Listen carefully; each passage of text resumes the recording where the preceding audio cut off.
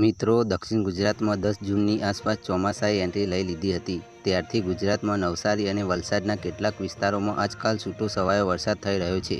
પરંતુ ત્યારબાદ ચોમાસું આગળ વધ્યું નહોતું. પરંતુ ગુજરાતમાં હવે સારા સમાચાર આવ્યા છે. ચોમાસાએ આગળ વધવાની શરૂઆત થઈ ગઈ છે. ચોમાસું મહારાષ્ટ્ર, છત્તીસગઢ, બિહાર અને ઓડિશામાં આગળ વધવા લાગ્યું છે. આગાહી પ્રમાણે ચોમાસું હવે ખૂબ જ ઝડપથી આગળ વધશે.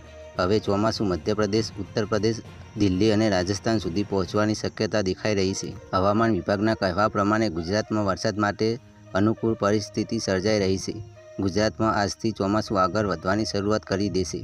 24 જૂન પછી ગુજરાતમાં વરસાદ પડવાની શક્યતા વધી રહી છે.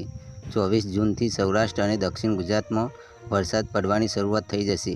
આજથી 30 જૂન સુધીમાં ગુજરાતમાં સારો વરસાદ થાય તેવી શક્યતા છે. અત્યારના અનુમાન મુજબ ગુજરાતના મોટા ભાગના વિસ્તારોમાં વાવણી લાયક વરસાદ પડવાની શક્યતા છે. હાલમાંની પરિસ્થિતિ મુજબ આજથી દક્ષિણ ગુજરાતના નવસારી, સુરત, ડાંગ, તાપી, નર્મદા, ભરૂચ, દાદરા નગર હવેલી અને સેલવાસમાં વરસાદ વધશે. ત્યારબાદ પૂર્વ ગુજરાતના વિસ્તારો જેવા કે છોટાઉદેપુર, પંચમહાલ, અરવલ્લી અને મહીસાગરમાં વરસાદ વધશે.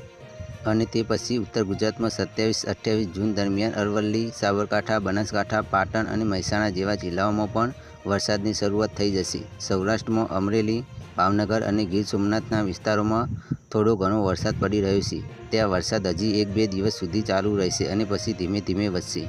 ગુજરાતના દરિયાકાંઠાના જે વિસ્તારો છે જેવા કે પોરબંદર, ગીર સોમનાથ, દેવભૂમિ દ્વારકા, જામનગરમાં આવનારા 2-3 દિવસ સુધી છૂટો છવાયો વરસાદ પડશે. કચ્છમાં પણ આવી રીતે જ છૂટો છવાયો વરસાદ પડશે. કચ્છના વિસ્તારોમાં વરસાદ થોડો મોડો આવી શકે છે, પરંતુ અહીં પણ જૂનના અંત સુધીમાં ચોમાસું બેસી જશે. આવનારા 8થી 10 દિવસ ગુજરાત માટે ખૂબ જ મહત્ત્વના છે, કારણ કે આ સમયગાળા દરમિયાન ગુજરાતમાં ચોમાસાની સાર્વત્રિક રીતે શરૂઆત થઈ જશે.